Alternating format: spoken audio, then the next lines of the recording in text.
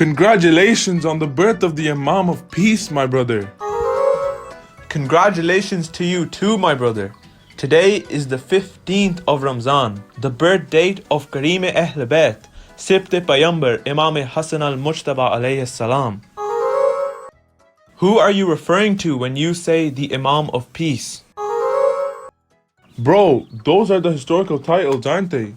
Imam Hasan is called the Imam of Peace and Imam Hussein the Imam of War. Mani, I think you are being very unfair to both Imam Hasan and Imam Hussein. Haven't you heard Awwalana Muhammad wa Awsatana Muhammad wa Akhiruna Muhammad wa Kulluna Muhammad? Mani, we believe that all our Imams had similar characters and strategies. They only expressed themselves differently based on situations they were faced with. Shani, I've always heard that Imam Hasan was very peace-loving and never waged war against the Amir of Sham. Instead, he signed a peace treaty with him. When Imam Hussein became the Imam, he nullified that peace treaty. Where have you been hearing such things, Mani? First of all, let's not forget that Imam Hasan was Imam Hussein's Imam too. How can we even think that he would go against a treaty that Imam Hasan had signed? The treaty was nullified by the actions of the Amir of Sham.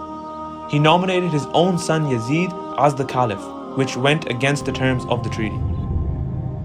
And secondly, do you know that the treaty was signed during wartime? If you say that Imam Hasan was the Imam of Peace, then we really need to ask ourselves what that war was about. Really? Did Imam Hasan ever agree to go to war? Mani, not only did he agree to go to war, he actually dispatched a huge army under the leadership of Ubaidullah ibn Abbas. Then how did the peace treaty come about?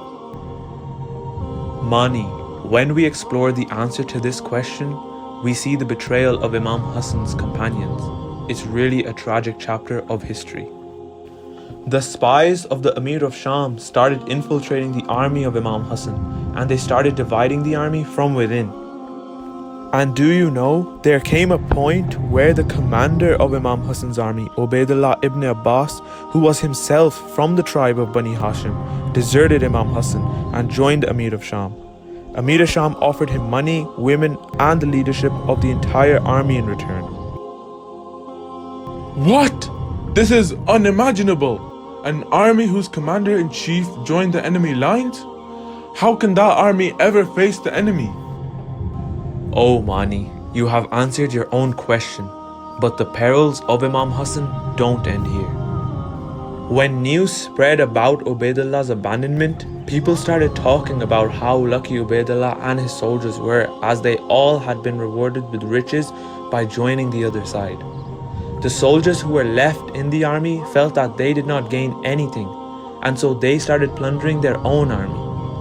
Then they turned to the camp of Imam Hasan himself and started looting and plundering his camp.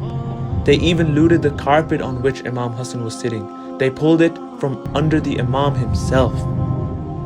Oh God, this tragedy of Imam Hasan is unbearable.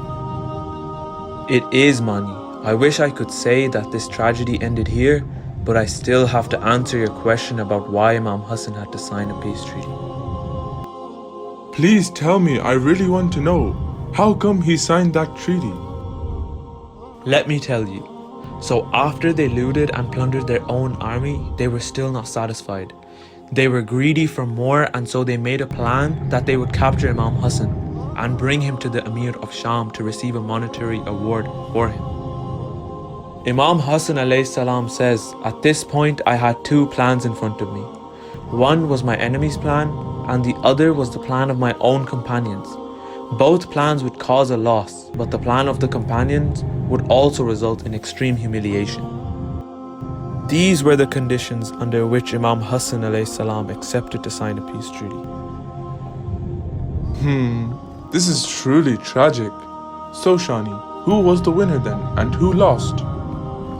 Mani, who was the winner after the Treaty of Hudaybiyah? The Treaty of Imam Hasan was in the same essence as the Treaty of Hudaybiyah. Through his wisdom and foresight, Imam Hasan put such conditions in the treaty that it exposed the Banu Umayyads and their plans once and for all. The Banu Umayyads were left with no choice but to go against the terms of the treaty.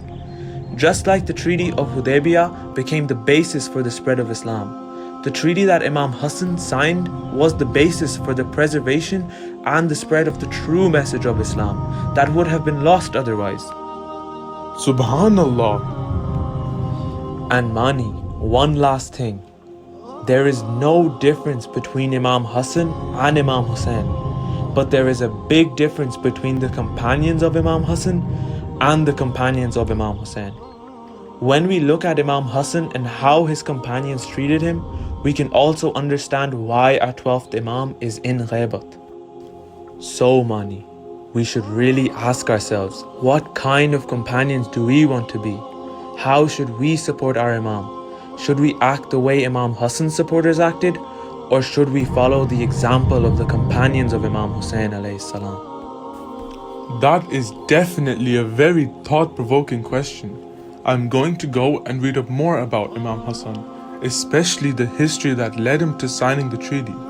I want to learn more so I can take lessons and implement them in my life.